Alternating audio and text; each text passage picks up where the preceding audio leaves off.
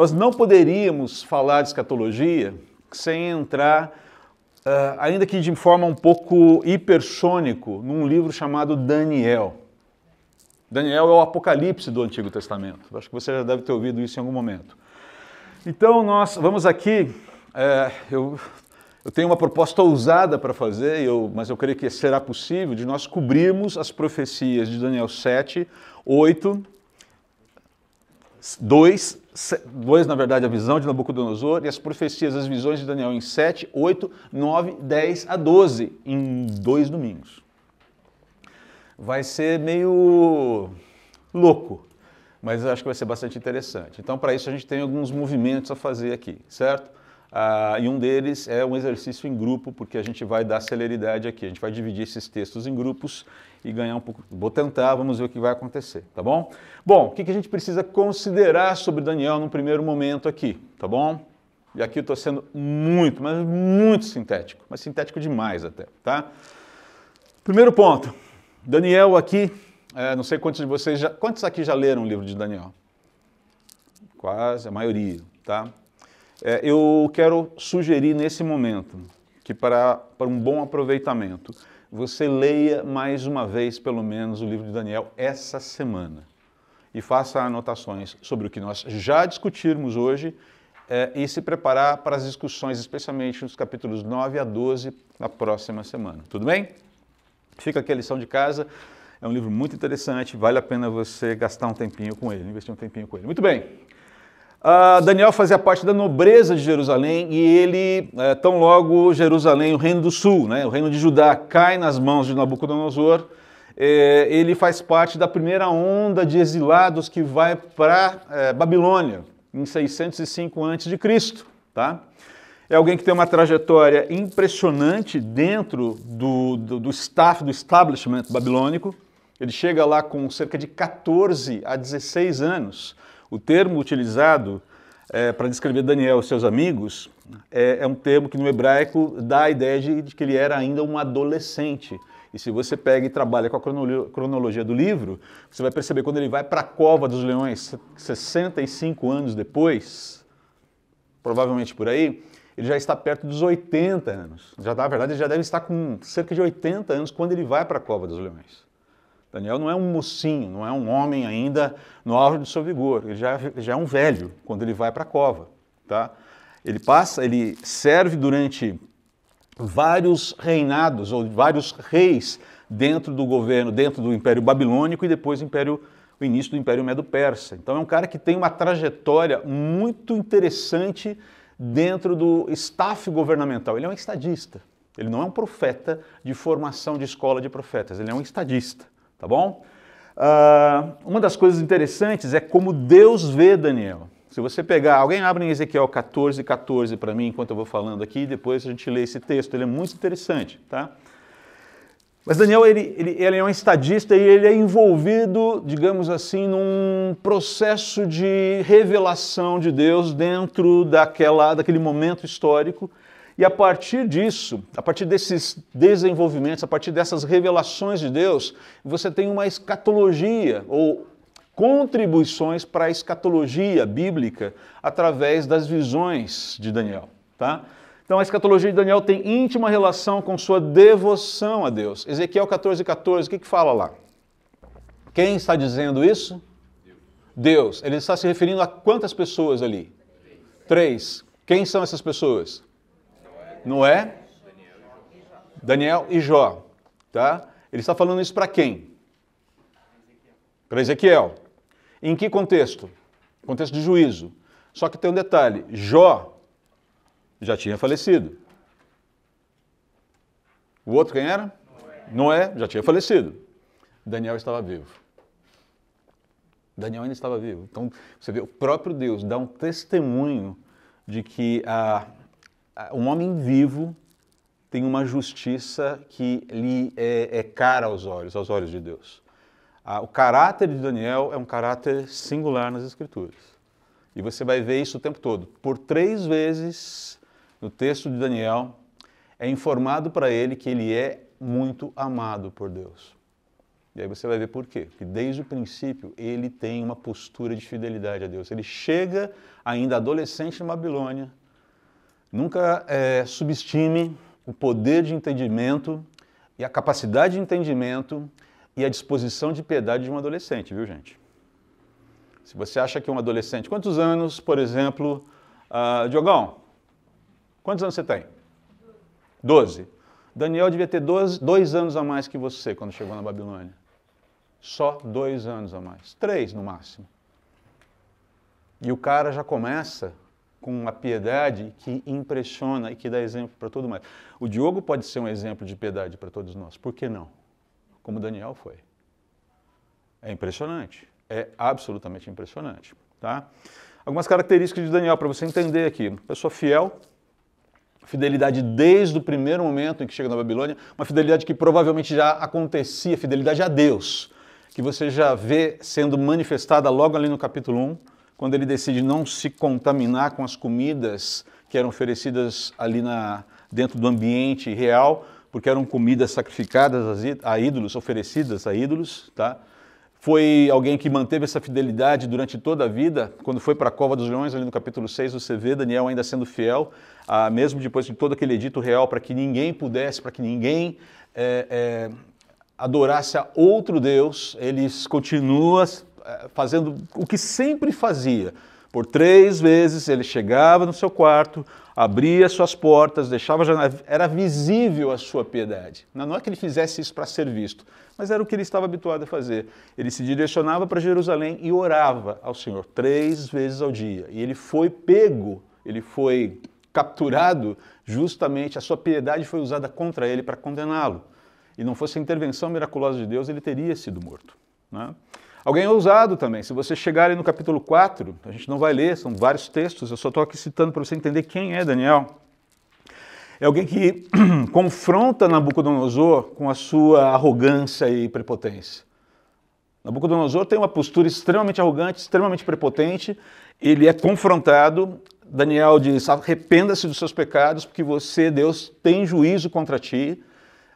Nabucodonosor endurece e você sabe, Nabucodonosor passa por um período de loucura até que a saúde lhe seja restaurada. Ele é humilhado por Deus, até que o governo lhe seja restituído. Tá? Daniel foi ousado em confrontar um rei. Em tempos em que a turma tem medo de confrontar qualquer coisa, né? Você imagina, você faz parte de um staff real, você é um estadista, você faz parte daquele círculo aquele inner circle do poder, né? E diante do poderoso da época, você fala, você precisa se arrepender, você está errado. Me vem à mente Sebastião Coelho nessa hora, o advogado que confrontou todo o Supremo num momento bastante complicado ali. Sebastião Coelho é um exemplo de Daniel para mim. Tá? Alguém que tem coragem de se colocar contra os poderosos e dizer isso está errado. Aliás, isso é o papel da igreja, viu? A igreja, o cristianismo perdeu o seu punch no século XX porque perdeu a sua conexão ou deixou, por questões de conveniência, de ser uma voz profética na sociedade. A igreja nunca deve se associar ao poder. Ela deve estar imersa na sociedade para trazer sal e luz através do Evangelho. E sempre que o poder se estabelecer de forma criminosa, ele deve chegar e falar, olha, isso está errado. Se você não viu, se você não assistiu, assista. Um filme chamado Dietrich Bonhoeffer, da Angel, que conta a história do Dietrich Bonhoeffer, que faleceu na década de 40, pastor alemão, não um cachorro. Você sabe entender o ponto. Tá? Eu tenho que explicar, porque foi pastor alemão, como assim? Um pastor alemão, luterano, se eu não me engano, tá? Acho que é a igreja luterana, e que se colocou contra toda a ascensão do nazismo e a forma como o nazismo se aparelhou à igreja luterana. Faleceu 2 semanas antes, condenado, foi enforcado pelos nazistas por traição, por ter se colocado contra o regime. Ser fiel a Deus custa alguma coisa, pode custar a própria vida. Mas como diz a palavra de Deus, o viver é Cristo e o morrer é. Então, eu acho que esses caras foram coerentes com a sua vida. Mas enfim, amado por Deus, como eu já disse, sábio, inteligente, desde o princípio você vê uma postura muito sábia, muito inteligente, é alguém distintivo mesmo, tá? E alguém muito piedoso também, como a gente já mencionou aqui, tá bom? Muito bem, só para a gente entender um pouquinho por que Daniel é tão importante dentro da escatologia aqui, deixa eu só... Foi. Alguém pode ler para mim, por favor? A disposição das revelações de Deus a Daniel mostra um plano perfeito e preparado para atingir o objetivo último, que é a restauração completa da nação de Israel. Ao mesmo tempo, vemos Deus agindo de forma a manifestar a rebeldia das nações gentílicas e sua revolta contra o Criador, derramada sobre o povo escolhido. Então, o quadro que se forma é o da restauração do povo de Deus e o juízo sobre os povos pagãos. Resumidamente, você tem, dentro dos propósitos eternos de Deus, em relação ao fim dos tempos, a restauração do povo de Israel. Isso é fato. Não adianta a gente querer tentar maquiar isso com outra leitura. Tá? Para um judeu que recebe a revelação de Deus, essa questão está muito clara ali. E você vê o tempo todo nas Escrituras esse tipo de percepção de restauração. Por exemplo, em Atos capítulo 1, quando os discípulos estão ali se despedindo do Senhor Jesus. E ele falou, eu vou subir aos céus, depois vou voltar e tal. E de repente a turma pergunta, Senhor, será esse o tempo em que restaurarás o reino a Israel? Pô, Jesus já está ressurreto. Ele é o Messias, eles já entenderam que ele é Deus. E fala, olha, está faltando só alguma coisa, e aí? Quando é que o reino será restaurado a Israel? Tem que haver um reino aqui, não tem? E Jesus não nega o fato, ele simplesmente fala assim, olha, não vos cabe saber tempos ou épocas que Deus reservou para o seu próprio intento. A missão de vocês é voltem para Jerusalém e aguardem o Espírito Santo. Vocês têm uma missão, tá? Essa questão da restauração do reino, deixa com Deus que no momento certo vai acontecer. Basicamente essa é a explicação de Jesus. Então, não se nega em nenhum momento nas Escrituras essa realidade da restauração de Israel como nação. Ok? Então, deixa isso aí segurando aí, segura esse negocinho aí para você, tá bom? Uma outra coisa que a gente precisa entender, Daniel é um livro atual. Ele ensina a respeito do controle de Deus sobre reis, sobre governos no mundo. Lembra-se lá de Provérbios 21:1? O que diz lá Provérbios 21:1? Como ribeiros de água é o coração do rei nas mãos do Senhor. Deus, que é o dono de todo poder, inclina o coração do rei na direção que ele bem entende. Essa é a ideia de governo, então. Essa ideia está muito presente aqui, Deus governando sobre reis e sobre reinos, tá? E uma das questões mais interessantes, talvez uma prova disso, é que Deus coloca Daniel naquele cenário específico ali, no governo mais esplendoroso até então, né, é o governo babilônico, é o reino babilônico, justamente para ser um assistente aos reis daquela época e, através daquela interação com o poder, receber informações bastante privilegiadas que é dada inicialmente por um rei. Tudo começa com a visão dada para Nabucodonosor, como a gente vai ver no capítulo 2, ali de Daniel, tá bom? Então, qual é a lição aqui inicial que Daniel nos dá? Só para te dar um insight para você ler, estudar, meditar em Daniel, né? A primeira lição que o livro de Daniel, ele nos exorta, ou na verdade ele nos ensina, ele nos encoraja a confiarmos no Senhor, especialmente em dias de incerteza, sejam elas incerteza política, incertezas outras, por exemplo, incertezas profissionais, incertezas do nosso dia a dia. Daniel viveu muitos momentos de incerteza. A própria condição de exilado é uma condição de incerteza. Você sai da sua terra, você sai da sua cultura, você vai para um contexto em que até o seu nome é mudado. A ideia é de aculturação total. É de tirar de você a cultura a tua cultura nativa e te jogar dentro de uma massa de triturar, onde você vai sair uma outra coisa. Daniel não se afasta da sua cultura, ele não se afasta do seu Deus, muito pelo contrário, ele se apega a isso, mas mesmo assim ele serve dentro daquele contexto sem se contaminar. É um exemplo, é algo impressionante, tá?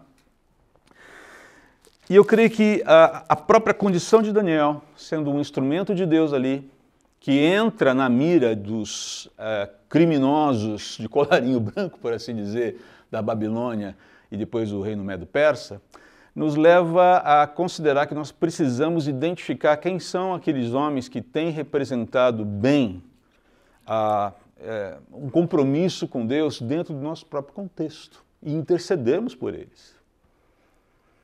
Então deixa eu colocar para vocês aqui com todas as letras, aqui, se depois quiser editar isso aqui, pode editar, fique à vontade. Nós precisamos orar, por exemplo, por André Mendonça. Um dos ministros do Supremo Tribunal Federal, que é uma voz que tem começado a se levantar. Mas omisso durante muito tempo. Mas tem começado a se levantar. Então, ou a gente fica pegando pelo em ovo, ou a gente começa a falar, olha, alguém está começando a se levantar. Alguém está começando a se posicionar. André Mendonça. E precisamos entender o que está acontecendo. Tá? Precisamos interceder por pessoas que estão fazendo a diferença. Daniel foi alguém que fez a diferença num contexto muito complicado e foi perseguido por isso. Então não se esqueçam de orar por aqueles que têm assumido posições frontais de confrontação ao sistema, porque o nosso sistema no Brasil está apodrecido num nível que nós mal conseguimos mensurar. Então, orem por essas pessoas, intercedam por elas. Tá? E informem-se, é importante. Muito bem, vamos em frente aqui. Então, deixa eu só colocar para vocês mais algumas informações, e com isso já foram 20 minutos de aula, mas a gente precisa ver isso aqui. Tá? Parou. Ufa. Tá?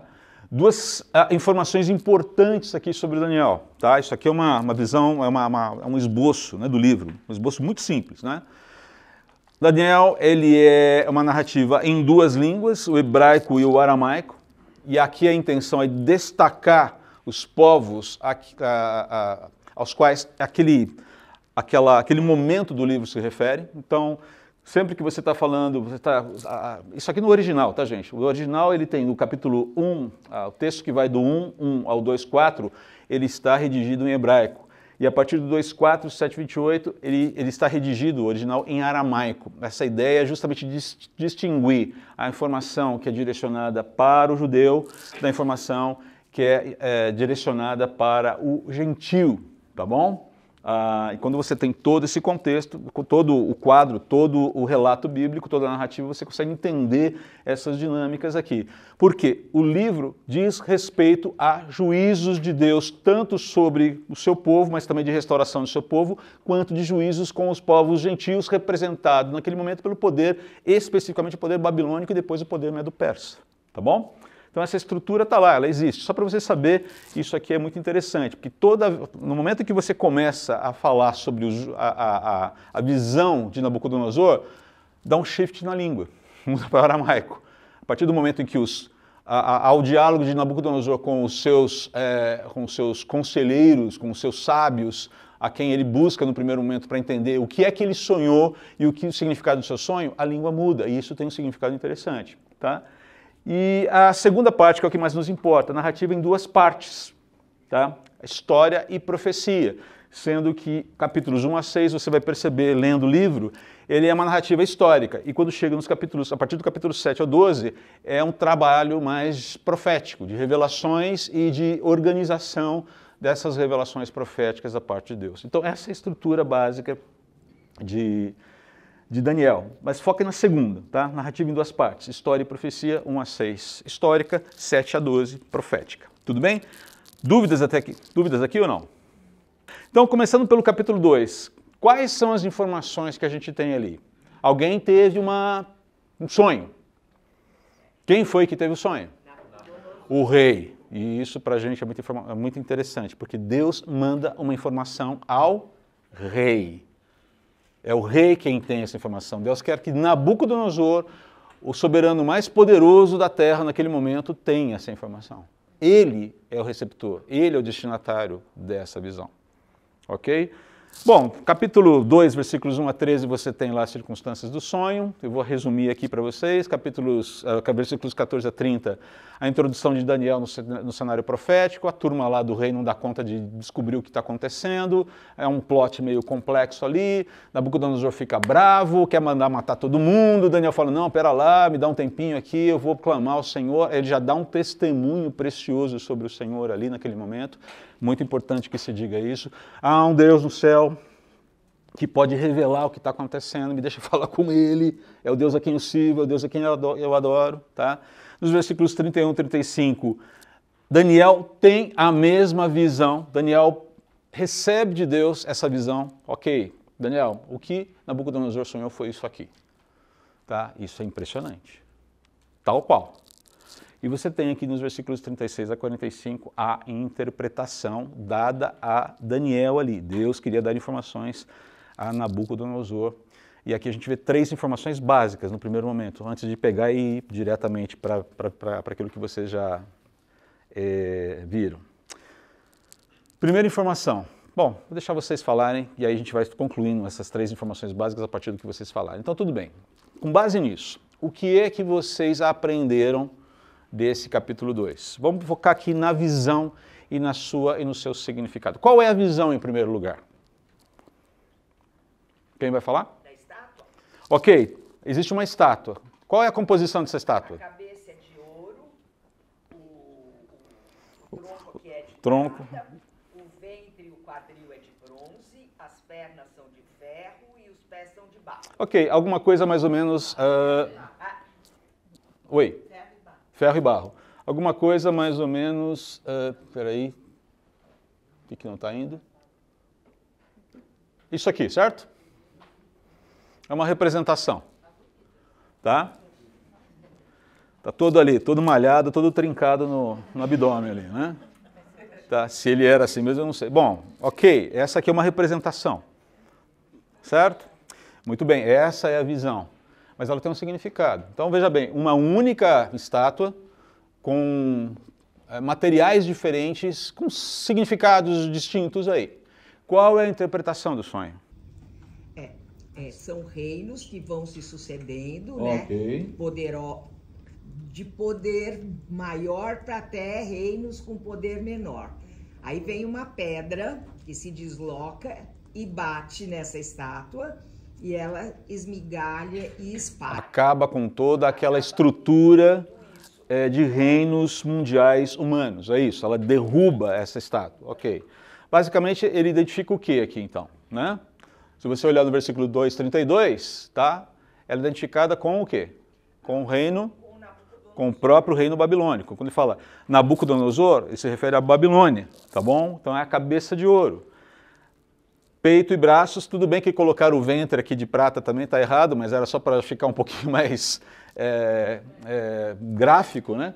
Peito e braços de prata, identificados como o segundo reino inferior após a Babilônia. Ele não identifica esse reino. O único reino identificado no capítulo 2, qual é? O babilônico, tá? Ele fala, vem um reino inferior ao teu. Inferior em que sentido? Em esplendor, mas não necessariamente um reino mais fraco, porque vai vencer o reino babilônico, mas em esplendor, provavelmente, tá? Tanto é que a gente vai chegar no símbolo daqui a pouco, um outro símbolo para esse reino, tá bom? Está no capítulo 7, eu não quero adiantar aqui.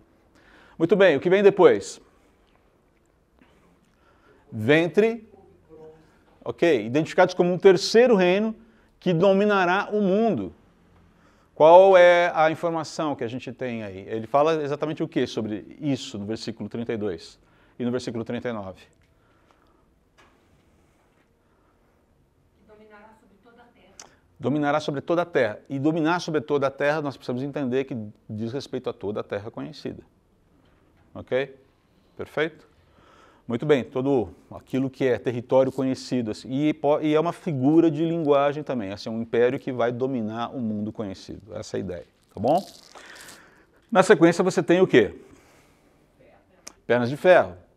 identificadas como um quarto reino que subjugará os reinos anteriores. Está lá, você vê as relações, versículos 33, versículos 2:40. Então, todas essas informações estão sendo decupadas ali. Você tem no sonho, tá? E você tem interpretação, tá bom? Por fim não, antes do fim, você tem mais um reino que é fragmentado, parece que ele deriva das pernas, né? As pernas são de ferro e quando chega nos pés você tem uma mistura de barro e ferro, que mostra a degradação. Em grande medida, toda essa história do ouro para o barro diz respeito à degradação do poder humano no mundo também. Esse é um dos simbolismos aqui. Os poderes estão degradados. A ideia de que você tem uma queda cada vez mais acentuada, uma decadência da humanidade está sendo representada aqui, tá bom? Nesses poderes aqui. Não significa que eles são necessariamente mais fracos, eventualmente são até mais fortes, mas não significa que eles sejam bons. Tá? A qualidade deles, a decadência da humanidade está representada aqui. Muito bem, e você tem uma última informação que vocês levantaram, qual é? A pedra. É uma pedra. Havia uma pedra no meio do caminho, né? Ou na verdade a pedra fez o caminho. Certo? Essa pedra, o que acontece com essa pedra? Qual é o movimento que é feito com ela? Ela atinge a estátua e ela... Antes disso. Ela se desprende. Ela é cortada de uma montanha e vai e simplesmente esmigalha esse negócio. Acaba com esse negócio. Tá bom? Vira pó, tá? Então essa rocha cortada de uma montanha é identificada como o reino eterno de Deus. Isso está lá, isso é informação dada. Ok. Basicamente, você tem aqui, então, uma conclusão sendo sinalizada. Uma conclusão o quê? Da história. Tá bom? Muito bem. Esse é o capítulo 2. Temos mais alguma informação aqui? Eu acho que resume tudo no versículo 44. Pode falar, pode ler pra gente. Mas quando esses reis estiverem no poder, o Deus do céu estabelecerá um reino que jamais será destruído. Nenhuma nação conquistará esse reino. Ele reduzirá os outros reinos a nada, e esse reino durará para sempre. Este é o significado da pedra que foi cortada da montanha sem uso de força humana. A pedra que reduziu a pó todo o ferro, o bronze, o barro, a prata e o ouro. O grande Deus revelou ao rei o que vai acontecer no futuro. O sonho é verdadeiro e a interpretação do sonho do rei é certa e fiel. Pronto. Por que foi dada para Nabucodonosor? Porque é o recado de Deus para os governantes desse mundo. O seu tempo está contado. E no final eu ganho. Simples assim.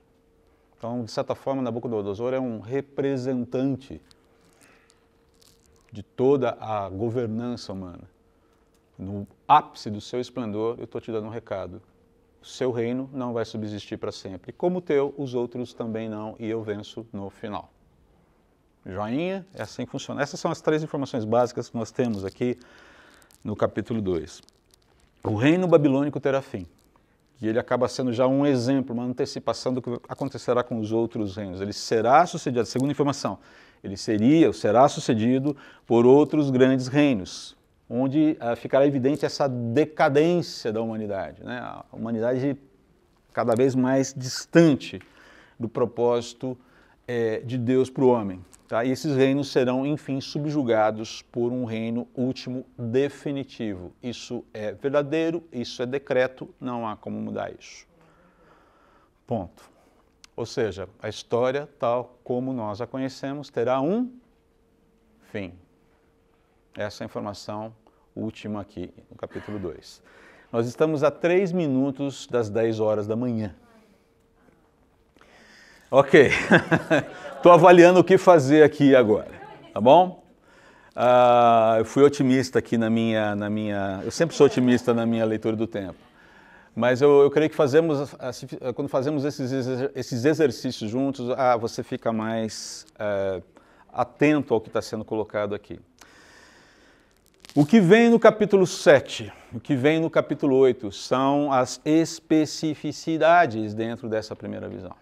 Lembre-se, o que vai acontecer no capítulo 7 está ocorrendo 50 anos depois dessa primeira visão. Você já tem um Daniel aqui, Daniel na primeira visão, nesse primeiro momento de interação com as profecias, Daniel deve ter no máximo ali 17, 18 anos. Lembre-se, isso acontece no segundo ano do reinado de Nabucodonosor. Daniel está recém-chegado ali no reino, recém-chegado ali no staff real, tá bom? Ele ainda não tem 20 anos quando esses eventos acontecem. Então eu quero aqui, primeiro ponto aqui, quero lembrar você que tem menos de 30 anos, o quanto Deus pode usar você se você for alguém realmente piedoso. Piedade não tem hora para começar. Aliás, tem, o mais cedo possível, essa é a idade para se começar a piedade. Você pode ser instrumento nas mãos de Deus de uma maneira que você sequer imagina. Tá? Daniel é um exemplo claro disso. Quando essas profecias, quando as novas etapas dessa profecia começam a aparecer lá para frente, elas começam a ganhar dimensão, elas começam a ganhar profundidade. Esse é o mapa primeiro. Tá? Os reinos desse mundo não subsistirão eternamente. Quais são esses reinos? Sabemos qual é o primeiro e sabemos qual é o último. Quais são os outros? A gente vai ver mais para frente e existe muita especulação nisso aqui.